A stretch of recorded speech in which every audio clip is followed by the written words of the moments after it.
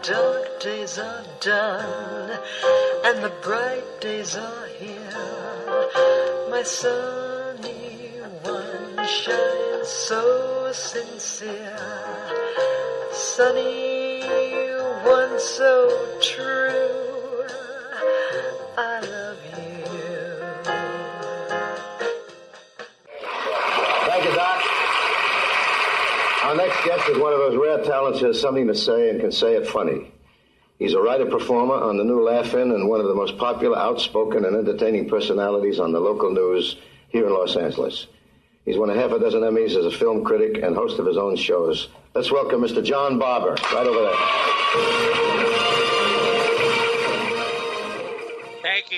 Thank you. That was Sarita singing Sonny and Frank Sinatra on The Tonight Show saying, "Here's Johnny." This is John Barbour live at John Barbour's World in Las Vegas, the town of one-armed bandits run by two-armed bandits, open 24 hours unless you need something like a prescription. As you all know, the global warming around the planet concentrated in Las Vegas last week, 117 degrees. It was like a ghost town. Locals retreated to the cooler climes of Death Valley. Would you know that place was swamped with tourists? Now, as you all know, since I just got back from Scotland where my son took me to play St. Andrews, I am a golf addict. I'd have to cut down just to be a junkie. As a matter of fact, I've even written my own epitaph. Quote, "Another lousy lie." Golfers and golf pundits all say, golf is like life. Well, in one respect it is. Luck plays a major role in its success. On the course, though, luck never happens for me. In the weekly group that I play in, my nickname is CIA. Nothing to do with my film. It's called Curse in Action. Yesterday, on The Travelers on CBS, I saw the most pathetic lucky golf win in my entire life. On the back nine, Jordan Spieth hit 3 lousy drives that should have been in the water and weren't by inches. On the first playoff hole, he duck-hooked his drive OB, but it hit something and came back into the fairway. His next lousy shot was in the bunker to the right of the green. The sand shot flew onto the green, dribbled down, hit the pin, went in the hole for the win. Berger, the kid who lost, outplayed Spieth by miles, and it only goes to prove that talent will never beat luck in golf or in life. In life, though, I've had enormous luck, as with this show and my guest tonight, the highly respected author of 2 great books on the JFK assassination, Destiny Betrayed, and more recently, Reclaiming Parkland. He's a widely sought speaker on this subject and co-host with Leno Sanek on Black Op Radio, a history teacher at Gardena Senior, where they were lucky to have him, and we're lucky to have him.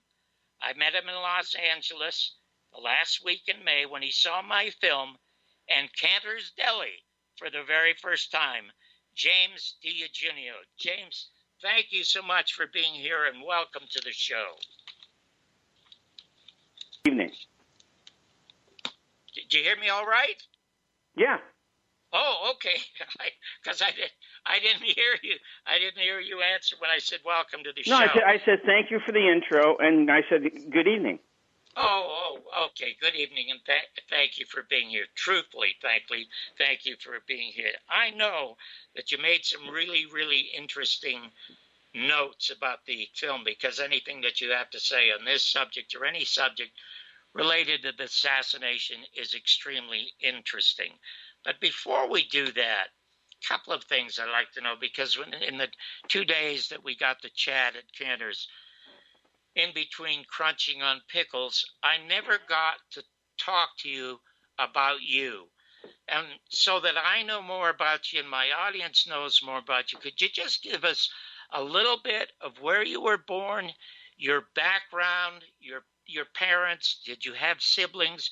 What it is you wanted to do when you were a teenager, some of the things that you tried to do, and what took you eventually off into the path of becoming a teacher, a scholar on this subject, and a brilliant author and researcher. So there you go. You have the platform. Okay, I was born back east in a little town called Erie, Pennsylvania. All right. And then I moved out to California in, I think, 1979. Okay. And I came out here to go to film school. Okay. And so I did that, and I graduated from film school. And I didn't like the movie business for a lot of different reasons.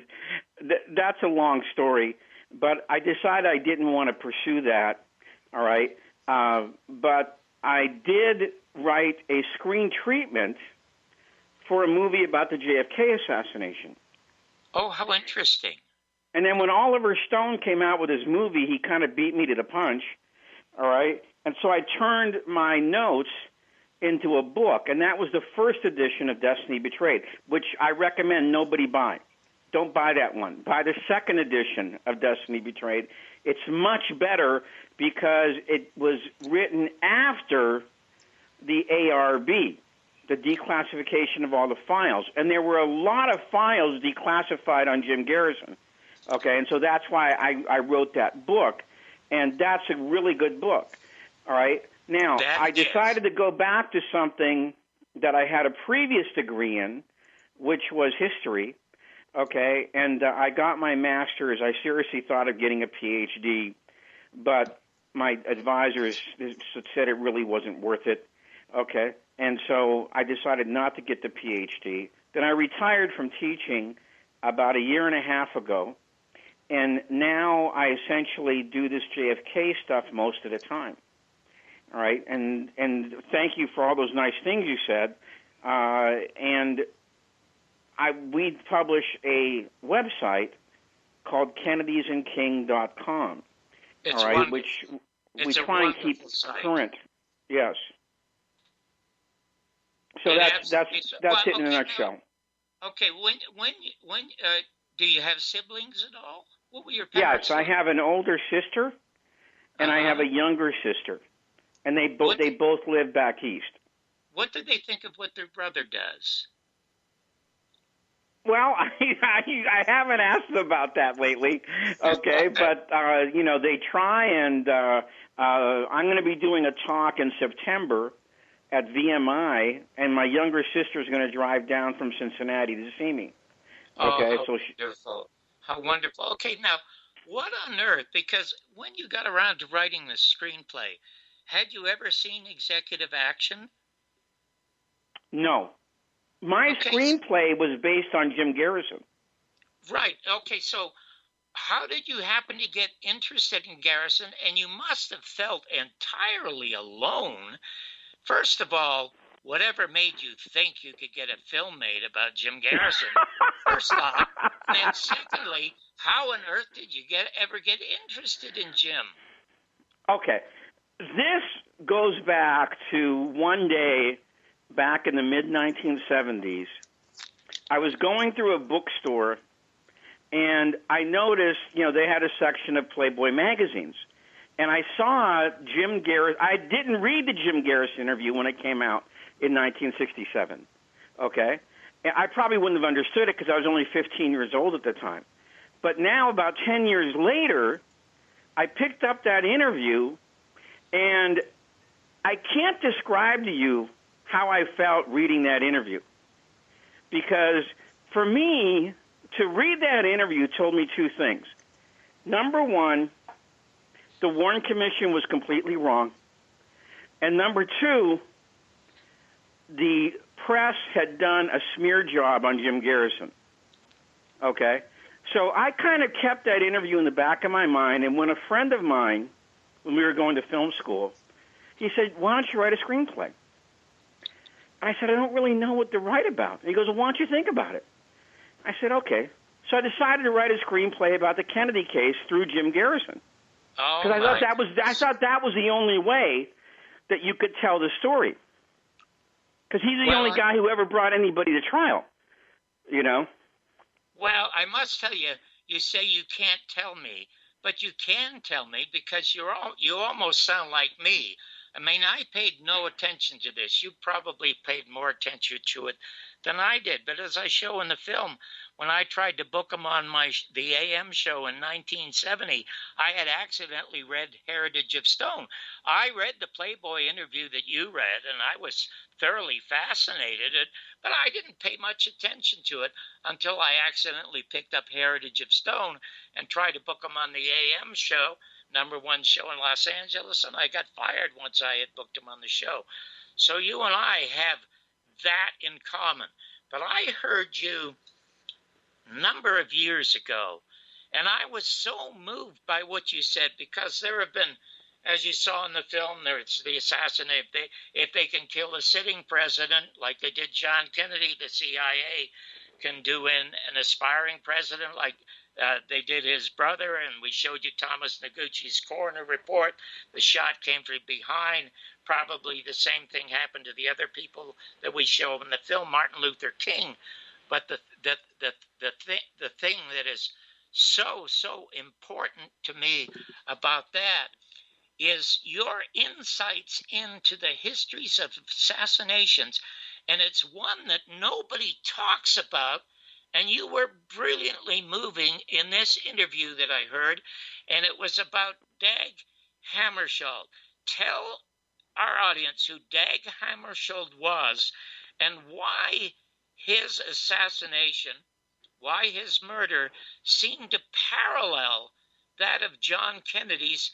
And I remember toward the end of the interview, you said that sort of left John Kennedy all by himself to battle these forces. Tell us that. Dag Hammarskjöld was the chairman of the United Nations. He came into that position, I think, in the mid-1950s. And he was a Swedish socialist. And he looked at the United Nations as being, the voice of the powerless, okay, because almost anybody could join, okay? And so he was determined to try and do what he could to give these third world countries coming out of colonialism an opportunity to join, an opportunity to have a voice. Well, him and Kennedy had something in common, because Kennedy was very much interested in that. Okay, he was an anti-colonialist, and he was interested in the new countries coming out of Africa. First of all, freeing them, and second of all, helping them become democracies. Lumumba right? Comes to mind. Now, that's where they got together on the whole Congo issue.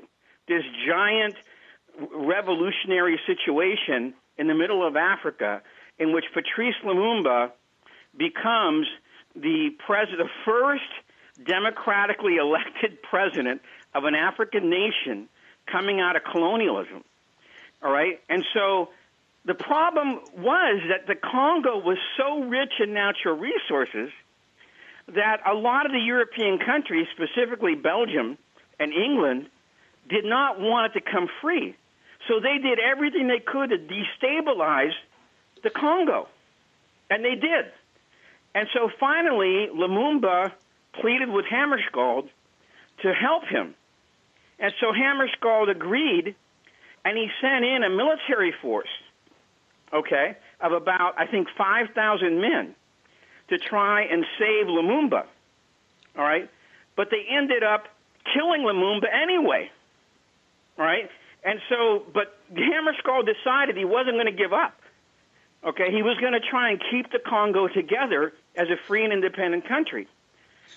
So then, a few months later, after I think Lumumba died in January of 1961, Hammarskjöld was still working on it a few months later, I think in the fall, and he died in a mysterious plane crash, which, as we found out through Susan Williams' book, Who Killed Hammarskjöld, it wasn't a mysterious plane crash. It looks more and more like they killed Hammarskjöld.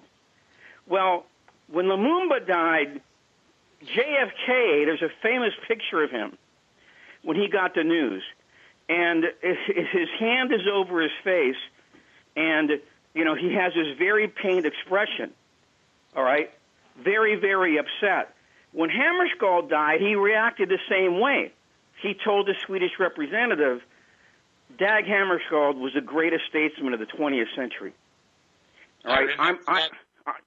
And then he said, compared to Hammarskjöld, I'm a pygmy.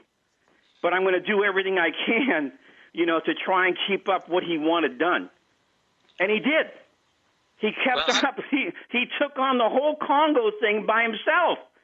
He actually went to the UN not once but twice to get them to back him to keep Hammarskjöld's mission going.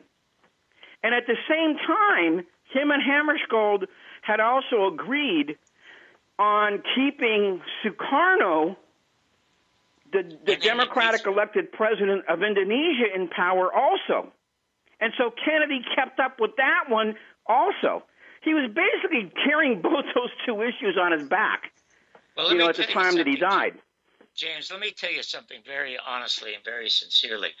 You only have one chance to make a very first impression. My listening to you years ago tell that story had a very profound first impression on me. I've respected your stuff ever since, and I've read your stuff ever since. Meeting you in person was even more profoundly pleasing to me, because when you first saw me in the lobby and you smiled at me, you came over to me and you said, John, when Oliver Stone released his package with JFK and included a documentary, why was not that documentary the Garrison tapes? And I wanted to hug you for that. And I said, well, he turned it down. And you said, why? And I said, I don't know. You have to ask him. And then the other thing that you said at Cantor's afterwards, and I thought to myself, God, I wish I had talked to Jim maybe before I made the film, because there were a lot of great things that I left out of the film.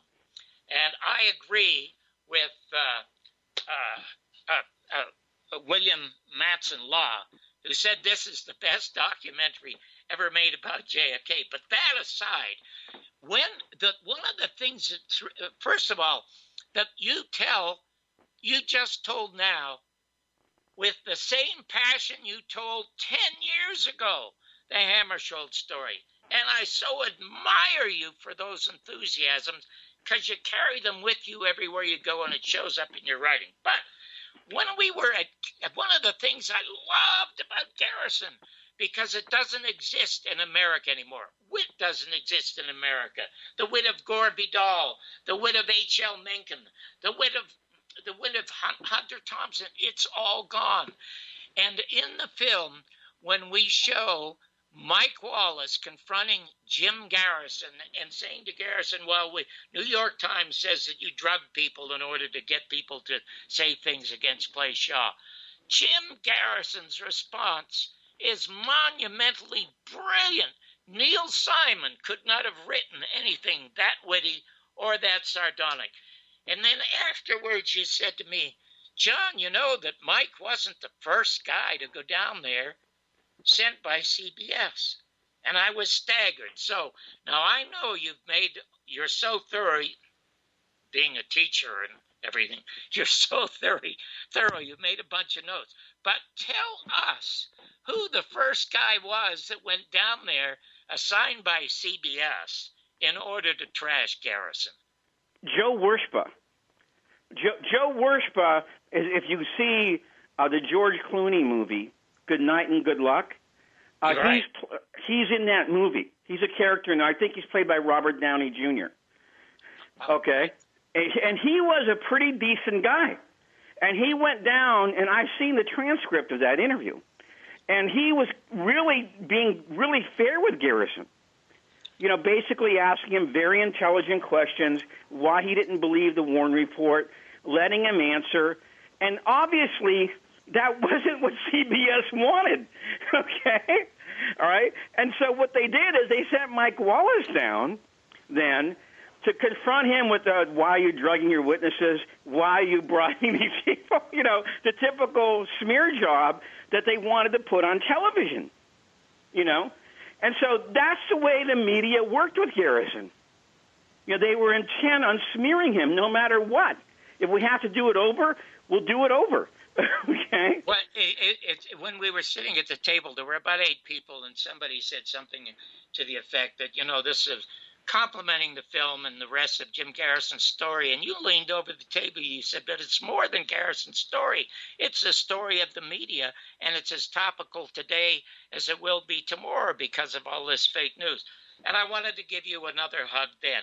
So now I must tell you very honestly, because of my admiration for you, because you came ostensibly to review the film, which never appeared on your site, and knowing you would have some, perhaps, you're a jeweler who could find a flaw in the Hope Diamond. Okay, that's how good you are. Okay, so I would relish any kind of really intelligent review, even if it has negativity in it, because it's a great read. Listen, the LA Times did not review it. They dismissed the film. They called it conspiracy porn, and they called me a curmudgeon with a grudge. Well, I have a grudge against anti-intellectualism.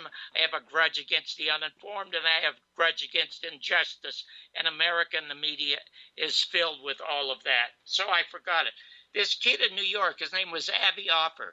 He called me at half a dozen times asking for a link to the film, and I wouldn't give it to him. I didn't want it floating around.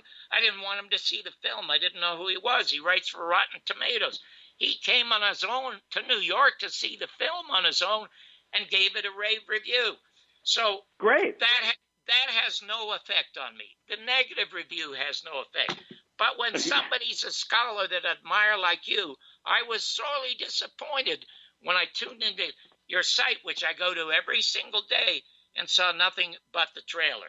So now I know you have some notes, so let's get to some of those notes. I want to hear from you. So, let me go through some of the things that I thought that you did a really nice job on. Okay. Thank you. First of all, I'm glad you put the stuff in about the Garrison Group. That is a new set of documents that shows at the top level of the CIA that they were actually having meetings about Jim Garrison back in 1967 because they were worried that Clay Shaw was going to be convicted. All right, and you're one of the first people who's actually shown that in, a film or video. So that's really important, I believe. I love the observation you made about how much money and time the media spent on the Joan Bennett Ramsey case, the Clinton impeachment, the O.J. Simpson case, but what do they do with the Warren Commission? Well, I'll tell you what they do with the Warren Commission. Nothing. Nothing. They didn't do anything. Listen, Mark Lane always used to say that. I'll tell you what, James, you can trash the entire rest of the movie. I love you for that because, to me, I love that 8 minutes of opening because it tells the whole story, and the remaining 9 chapters I try to unfold it. So keep going. There was no live coverage of anything with the Warren Commission. So the people didn't know what was going on. All right, and then the observation you made, on the other hand, the people who tried to cover up the JFK case ascended up the ladder. Okay, like people like Dan Rather. Okay, Peter Jennings covered it back in 1963 also. Yes. All right, so they got their ticket punched. All right.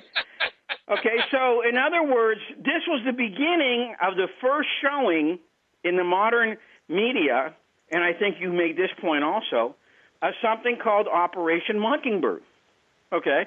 Thanks. Operation Mockingbird was the CIA project created by Allen Dulles to control the media in the United States for propaganda purposes.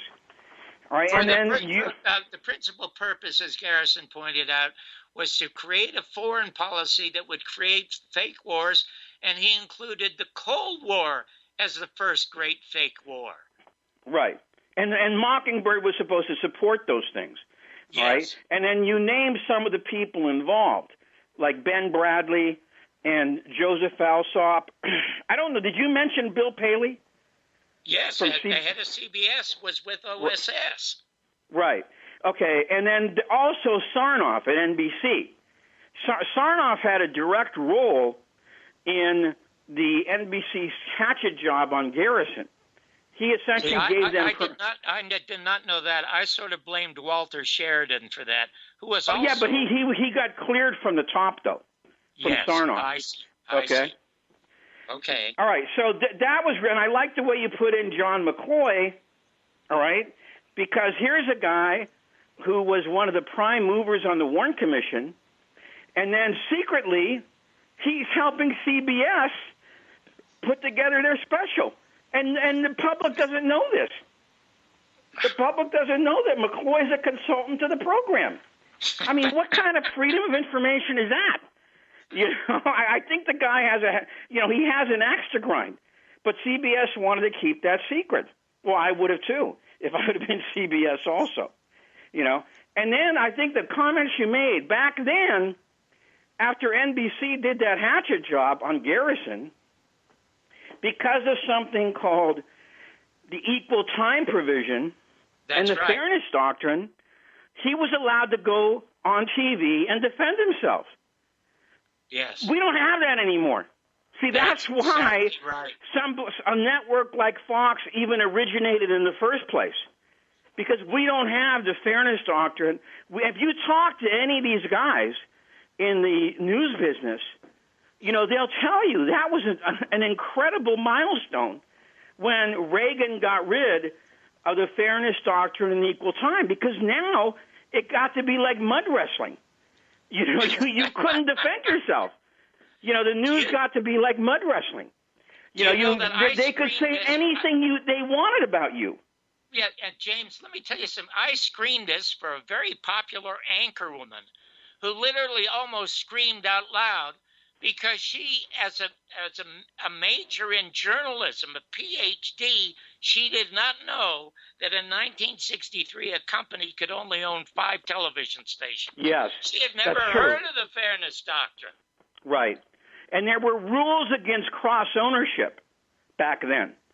You know, there was a limit. If you owned, say, one TV station, you know, you couldn't own more than one newspaper. Okay? That's exactly right. That's exactly right. Okay, but today, under Clinton, and most people don't know that it was under Clinton, the Telecommunications Act of 1996, it was basically you can own anything. That's it. You know? That's exactly it. Honest to God. Okay, I'll tell you one of the things that I love about my own film. I shouldn't say this, but this is the only documentary I've ever seen where there is a sort of resolution. You know that Garrison solved the case.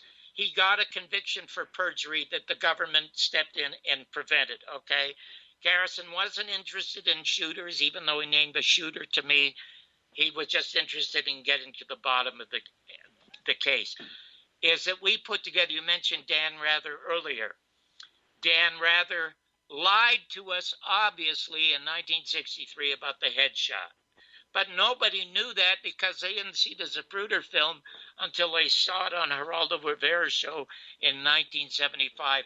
We put together a wanted poster, which I deliver to the Justice Department. Now, it shows there is a resolution, and that's what that I feel good about. But I want to hear from you some of the negative things that you wish, because Garrison thought there was a shot from the sewer. I had photographs of his investigators in the sewer. Garrison was the one who discovered the guy who ordered Jack Ruby to shoot Lee Harvey Oswald. There's a lot of stuff we couldn't have put in there. Had I been able to run this by you, you would have been able to correct some of this. So tell me some of the things that some of the things I would advise you against putting in there? Is that what you want me to tell you? Yeah. Yes, absolutely. Okay. All right. First of all, Hale Boggs was not a senator. Okay. Oh. All right. Oh my God, you're right. Mm-hmm. he was a congressman. Oh my right. God, I went from an A+ to a C. Oh my God.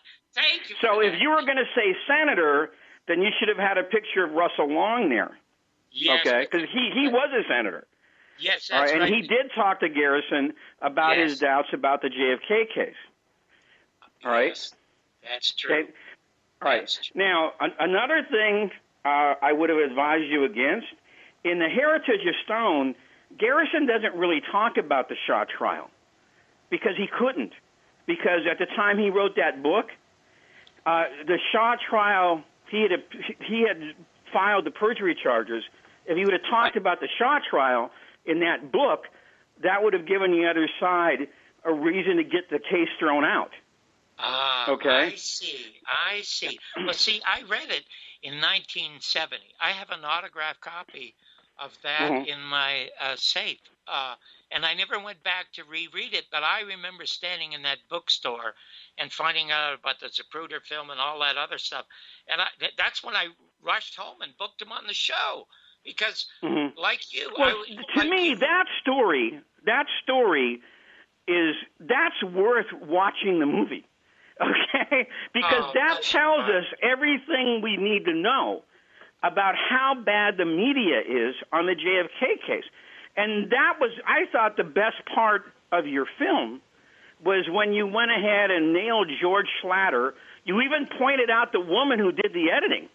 Yes. Does the public, does your listeners know what we're talking about? Yeah. Or do we have to explain that? As a matter of fact, her name is Donna Cantor. She was the daughter of my best friend and mentor, Hal Cantor, who wrote the Academy Awards for 25 years and who wrote the George Gobel show. And I got her a job on the show. So, and then she stabbed you in the back? No, she didn't. But, it's her job. Often, that when you know that Alan Dulles doesn't want something, he doesn't have to tell you. You just follow, your instincts about what the boss doesn't want.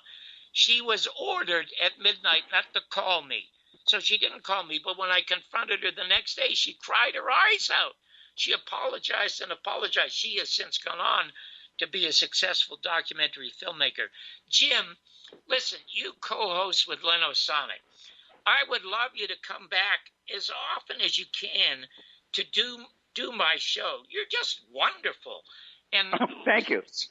Sadly, we have run out of time because I want to hear more, and I know you'll eventually get around to writing a review of this. And listen, I don't care. One of the things that some people did not like was some of the people on the street.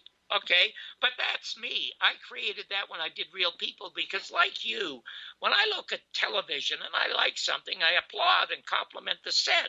If I hate it, I am like Elvis Presley. I want to fire my revolver at the set.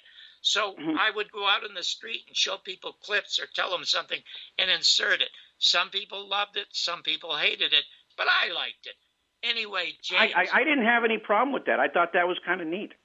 Well, thank you so much. It's called Kennedy and Kings. Where can they? Okay, tell me more about where they can go and get your stuff and read your stuff. Okay, kennedysandking.com. That's our website. And if you want to purchase the second edition of Destiny Betrayed or Reclaiming Parkland, there's also a second edition of that. You can just go through there, and that'll link you through. Well, listen, I will tell all of you out there, the two best writers on Garrison, of course, are my guest, James DiEugenio, and the other would have been Joan Mellon with her book on Jim Garrison. They are two monumental classics, and nothing will come close to Reclaiming Parkland, which stands on its own and is totally brilliant. James, thank you so much for being here. We are going to have it up for streaming very shortly, and I will send you a DVD for yourself, autographed just for you, for your archives. And I would love to have you come back on the show again. Sure, it'd be my pleasure. Well, thank you so much, James. My best to your sisters. Okay, thank you. Have a good night. Talk to you later. We'll be right back with Joe Satilli. Great music from all the greatest performers from sunup to sundown. How do you keep the music playing? At last, well, beyond the sea. Then, great talk all night. The mysteries of UFOs, conspiracy theories, and the true story of Las Vegas that has never been told. There are 3 ways to listen to KIYQ. Go to the TuneIn app, just search for KIYQ, or go to www.kiyq.org. Listen from any telephone, call 605-477-2857. That's 605-477-2857. Long distance charges may apply. KIYQ 107.1.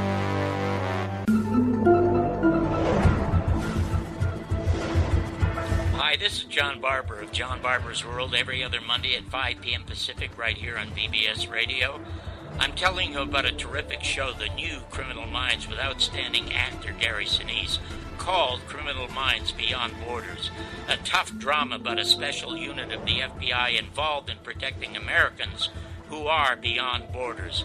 It follows the regular Criminal Minds, airing every Wednesday at 10 p.m. Eastern, 9 Central. Don't miss it. Gary Sinise is outstanding.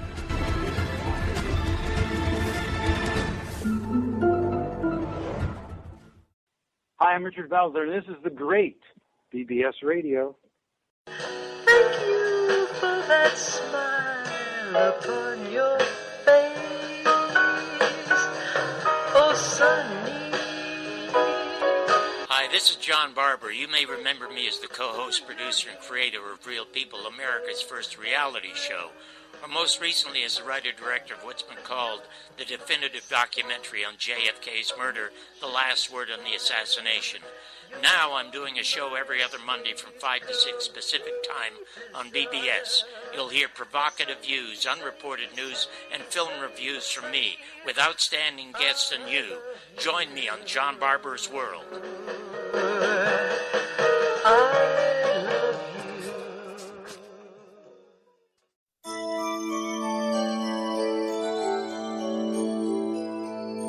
You're listening to BBS Radio.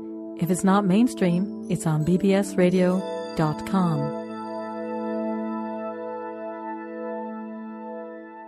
Those of you who have an ongoing interest in the JFK assassination might want to know about this. TV producer John Barbour. He put together a dream team of JFK researchers, including Coast regular Jim Mars and world-class JFK writers Dick Russell and Joan Mellon. They all got together at UNLV in front of a live audience. They had a screening of Barbour's terrific and I'd say historic film based on interviews with prosecutor Jim Garrison of New Orleans. And then after the film was shown, the experts all talked about the latest JFK theories and evidence. It's now out on a DVD. Terrific stuff. I'm George Knack, Coast to Coast AM. Welcome back to John Barbour's World, live here in Las Vegas, Nevada, where it's down to about 105 degrees. But the show is going to heat up because we're going to bring on one of my best friends and somebody without whom I could never do this show and I could never learn anything. He is the creative author of the best newsletter in America. It's called News Vandal. Here he is right now, Joe Satilli from Oakland, California. Joe, how are you?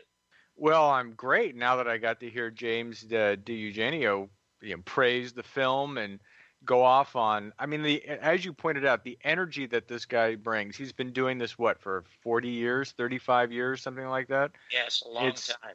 It's amazing, and the commitment to it, I think, is what really comes through, and I think that's why he's such a great match to talk about your film, because you have that same level of commitment to trying to get to the truth of this. And I really was gratified to hear that he understood the message that you were trying to get across about the way the media not only torpedoed Garrison at the beginning, which you uncover in the film, but also by obsessing on things like O.J. and JonBenet Ramsey, in a sense, expose the depth of their hypocrisy insofar as here is the murder mystery of the century, really of all of American history, in the murder of John F. Kennedy, and the fact that they could just so out of hand dismiss it while obsessing on much lesser issues really highlights really the reason why people like Jim and you are heroic in your commitment to the case. Thank you. In one of the chapters in the film, because he made reference to Dan Rather and Peter Jennings getting their tickets stamped and they rose up the ladder. that chapter is called The Carrot and the Stick. And if it hadn't been for you, we wouldn't have had that chapter. And strangely enough, how this film is blessed, you said, John, you have to have a chapter called The Carrot and the Stick. And when I went back to look at the video I had of Jim Garrison, there I am asking him why Jack Ruby would agree to murder Lee Harvey Oswald when he himself might be killed. And Garrison says, well, it's the carrot and the stick. Yeah. He offered a job in Vegas, and I thought, that's how blessed the film is. And you mentioned during the intermission that you were sort of, because I was deeply disappointed because he's a brilliant writer and he knows so much about the case, and he's the pantheon. He's up there with Mae Brussel, and he's up there with Joan Mellon. Joan and Mark Lane, you know. And so I knew I would get a scholarly, even if it was a negative review. But you said, you know, be thankful, John, he didn't review it, because people would want to read the review and then go find the film, and they can't. So I'll tell you, as we speak, I am uploading it. I've gone through the process of uploading the film to Amazon, but now they want a closed caption copy. And so I have to dig into my pension plan again, find some more money, and make it closed caption so it could go up there, you know. But I guess it has to be closed caption because America's been deaf to the truth. Deaf to the truth. Since 1963. Well, hey, I mean, if we want to just be a little bit irreverent here, I think the deaf probably have an advantage on the rest of us who can hear, because they've been able to shut out the cacophony that comes through the mainstream media over the last 20, 30 years. And you know, when Merv Griffin left Westinghouse to go do the late night show on CBS, and he recommended me his replacement, Roger Ailes was going to be my producer. And one night we were talking about the news. I don't know anything about the news. I'm just a comic. I read the news so I can write some jokes. I don't care who's elected or anything. It's just fodder for jokes for me. But he said very seriously, he said, John, it's not what you report on the news that changes the world. It's what you don't report. Yeah.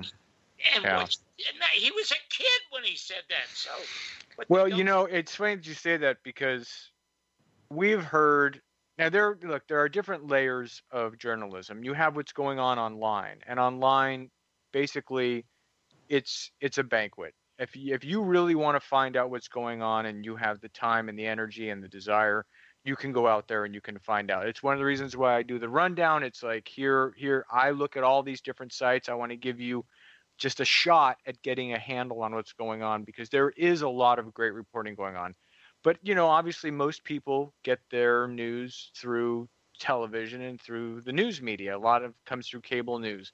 Still, we're only talking about, 5 million viewers a day, and that's because they've spiked, they've peaked. They're riding the Trump train into unprecedented profitability and viewership numbers over the last particularly 16 months.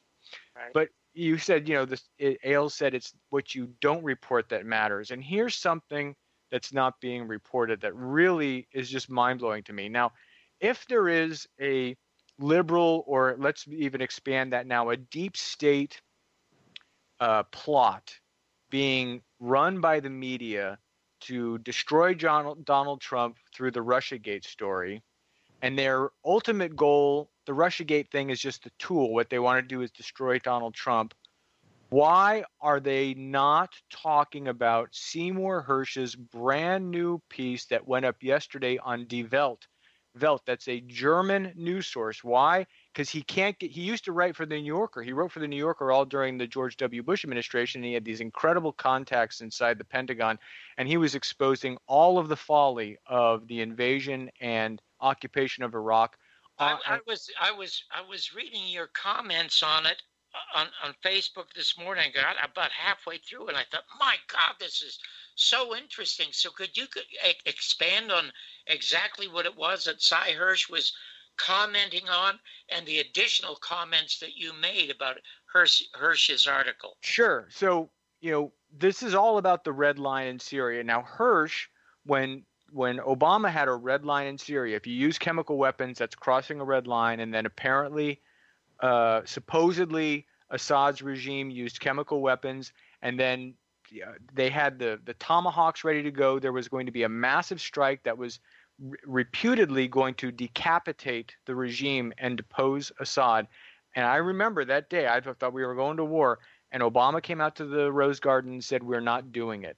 And ever since then, he has been considered feckless. The neocons had no use for him. All the Republicans said that he walked back he showed weakness because he wouldn't bomb Assad because of the red line.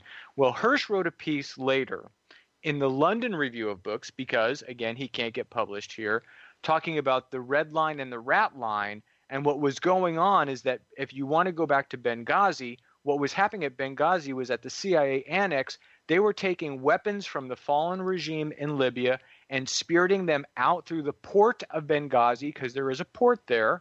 And Reuters reported on a lot of this arms trade, and that was going into Syria. And that red line that was crossed, one of the reasons why he didn't want to cross the red line is because they had this other complicated operation going on. And the guy who had been in charge of that was Petraeus. Well, Petraeus got in trouble with Paula Broadwell. He leaves the administration because he was running the CIA at that time. And then it turns into the Benghazi hearing where they try and hang everything on Hillary, when the person who should have been up there testifying was Petraeus, who I think was being protected by being extricated from the CIA through this scandal. Anyway, so here's Cy Hirsch again. Now, if you don't know Cy Hirsch, he was the guy who broke the My Lai massacre. He's probably one of the great. Now, he did this thing, The Dark Side of Camelot, and we can get into why that is. I have somebody who told me, an insider, who said that was part of a deal he had to cut to write that story. That's the carrot and the stick again. Oh, wow. How interesting. But Cy Hirsch is... This guy has got solid contacts. He is a solid investigative reporter. Well, he's done another story on Trump's red line.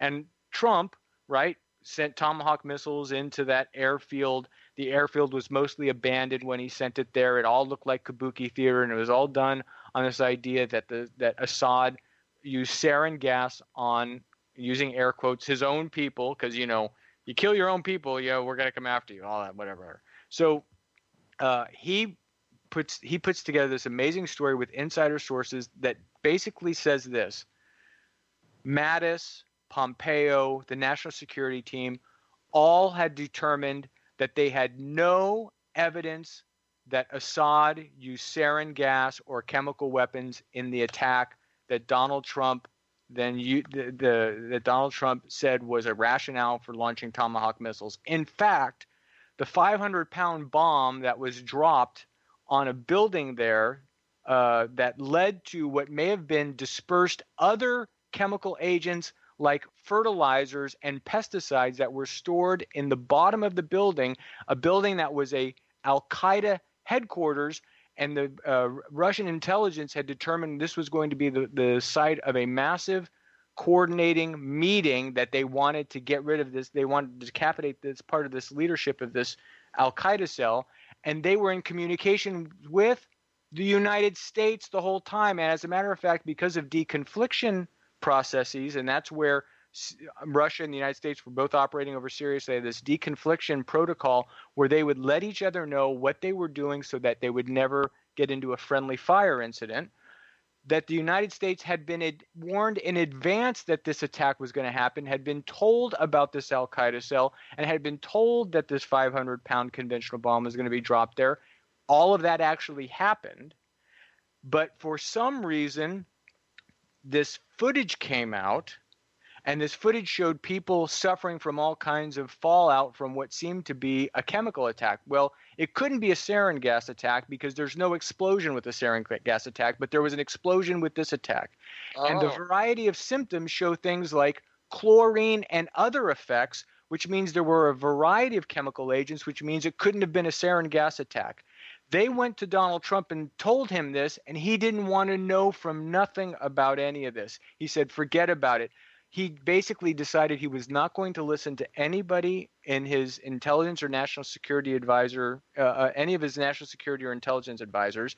He actually made the decision without even having Mike Pompeo, head of the CIA, in the room, and he went ahead and launched this strike. They gave him a... So let me interrupt you and ask you this question. Okay, he's informed by the CIA, who everybody says is trying to out him, but obviously they're not. They warn him that this never happened.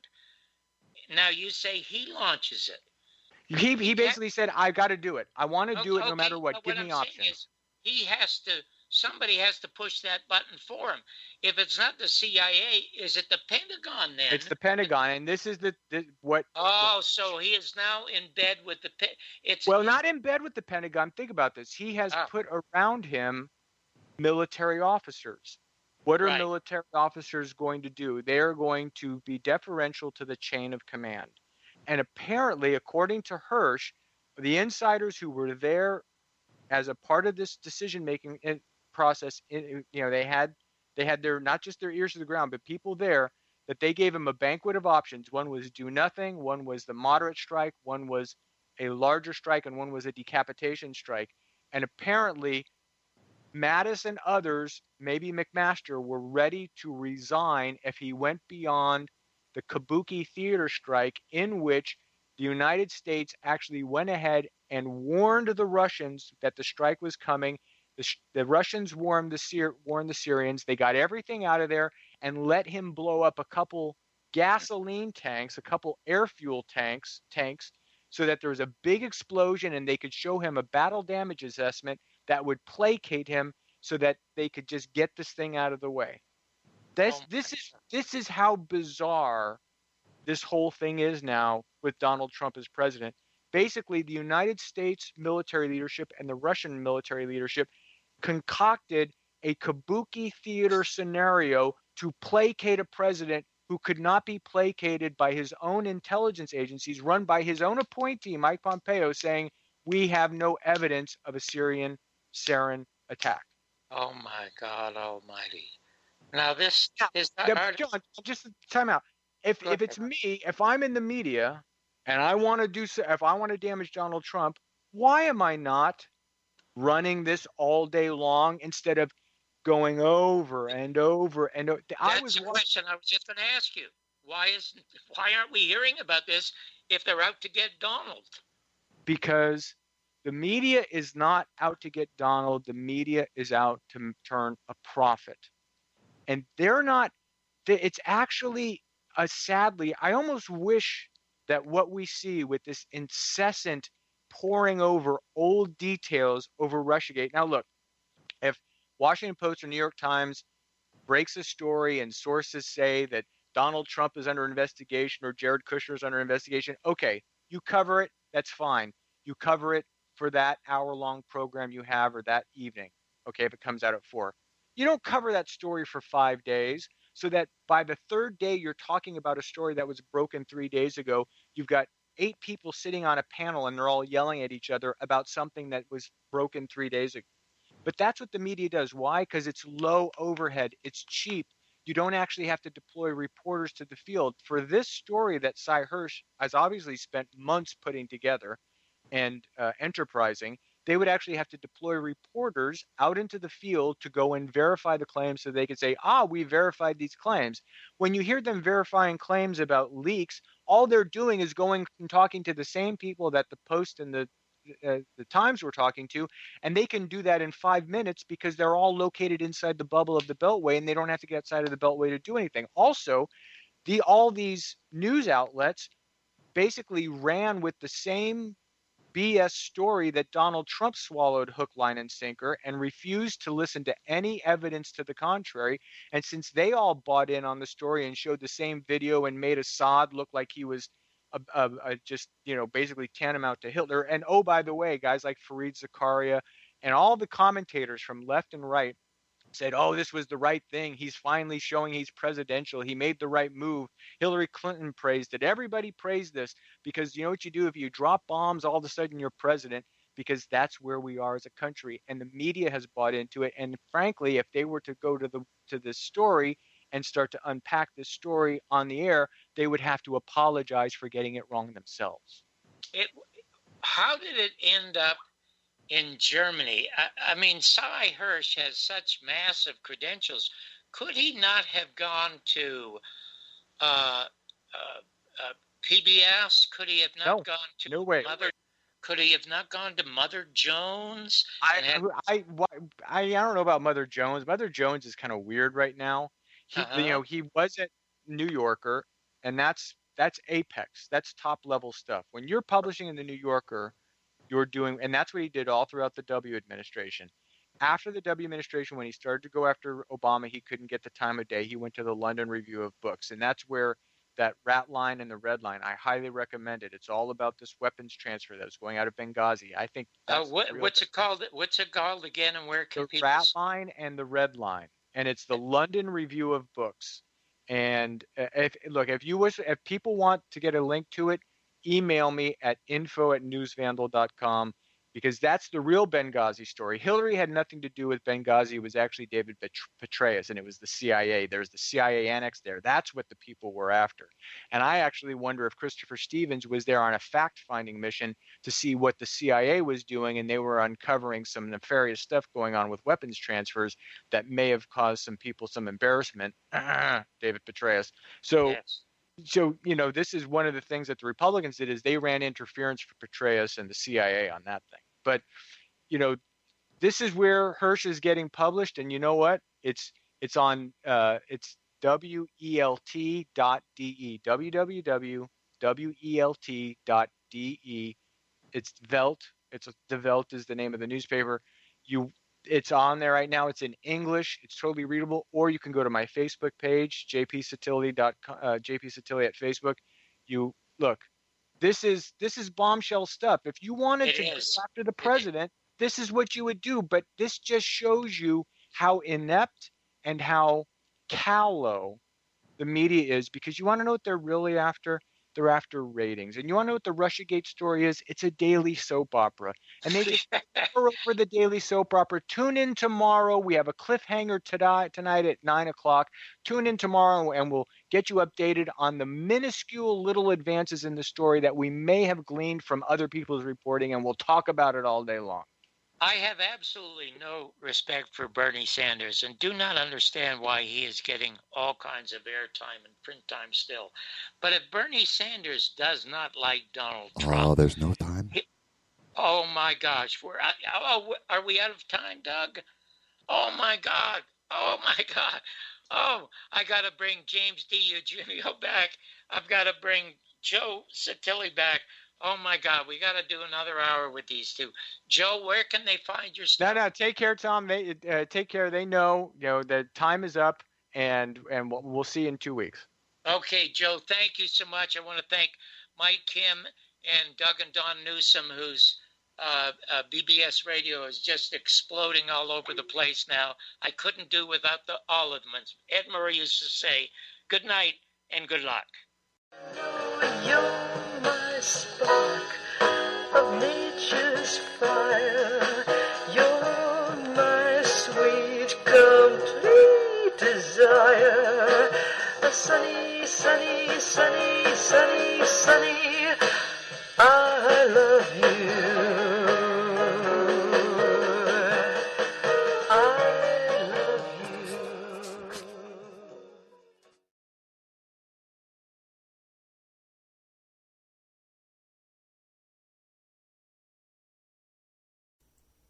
You can have your ad played here at OppermanReport.com every Friday night, 5 p.m., and Saturday night, 5 p.m. to 7 p.m. Pacific Standard Time.